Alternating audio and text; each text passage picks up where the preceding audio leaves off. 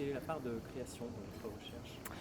C'est une question passionnante et en fait, la réponse dépend du genre de création.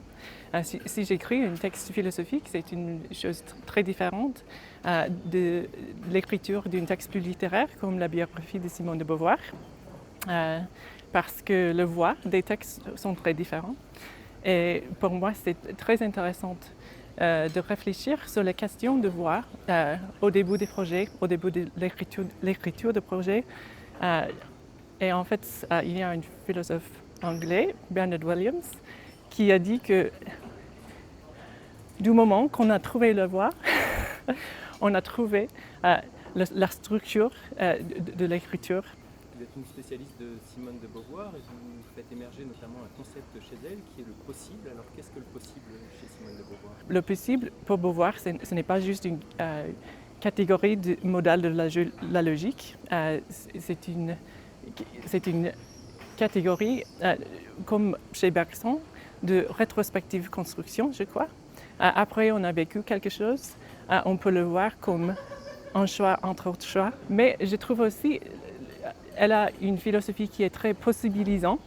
Et le rôle de l'imaginaire dans sa philosophie, c'est très important à cause de la manière dans laquelle l'imagination conduit à l'action. Dans quelle mesure est-ce que l'imagination chez Beauvoir est libératrice? Ça dépend de l'imagination de qui. Dans le deuxième sexe, on voit que beaucoup d'histoires et de mythes construits par des hommes sont le résultat de leurs imaginations et leur projection sur les femmes. Et pour elles, je crois que c'est une question de humaniser l'imagination collective parce qu'elle pense que la femme, avec F majuscule, est un résultat de l'imaginaire des hommes. L'imagination, c'est une faculté de possibiliser, mais c'est aussi une faculté d'opprimer et de dire aux femmes qu'ils ont des possibilités très contraintes. Aujourd'hui, il y a une espèce d'actualité de Simone de Beauvoir. Comment est-ce que vous comprenez cet engouement pour cette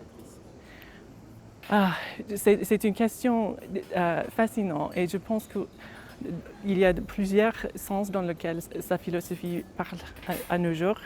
Je m'intéresse beaucoup dans l'éthique et sa philosophie morale. C'est passionnant à cause de son envie d'unir des éléments objectifs et subjectifs de l'éthique et la justification normative des éthiques.